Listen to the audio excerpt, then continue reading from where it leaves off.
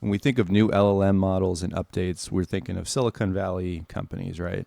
There's actually a couple Chinese companies that are really killing it in this respect.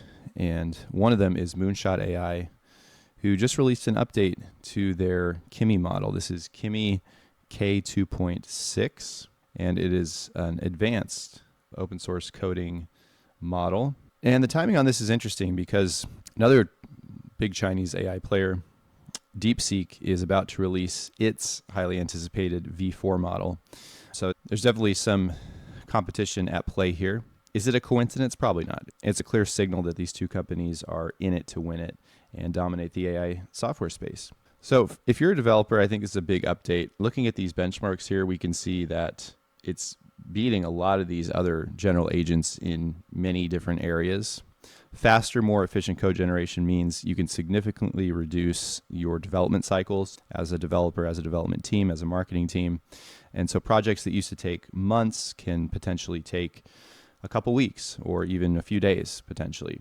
So this translates to lower costs, also quicker time to market for new products and features, and the ability to iterate and innovate at an unprecedented pace based on a lot of those benchmarks. So think about the potential for, if you're starting up a development company, a software business, you can launch complex applications with smaller teams, leaner teams, and even if you're a more established company, you can modernize some of your older legacy systems without having to do crazy massive overhauls. So it could mean a potential shift in how those businesses staff their tech teams. Instead of needing a huge team of, say, junior developers, they might need fewer, more specialized developers or engineers to operate this AI software. According to their own website, Kimi 2.6 shows strong improvements in long horizon coding tasks with reliable generalization across programming languages. And we could also see that echoed up here in those benchmarks. You can see Math Vision with Python, and it's scoring pretty competitively with a lot of the other LLMs like Gemini, ChatGPT, Claude. So I think this race between Moonshot and DeepSeek that we're seeing here underscores just that overall global competition. AI isn't just a regional battle anymore. It's really taking place all over the globe. And these Chinese companies are showing proof that they are at the forefront of innovation. I also think there's something to be said about specialized LLMs instead of just kind of general all-purpose LLMs. There's a push with some of these models to become much more highly optimized for certain things, like for specific tasks within coding in this example, right? Or design. And it's something that I think we're going to see a little bit more of.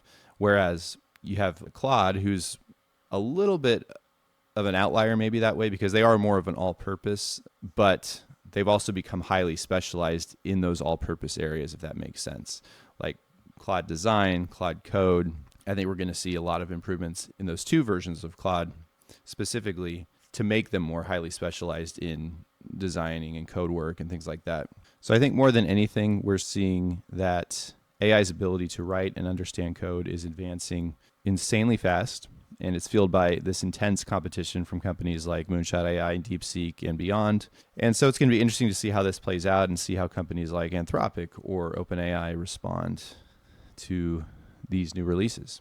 So once again, thanks for watching. This is Brian with your AI News. Have a good one.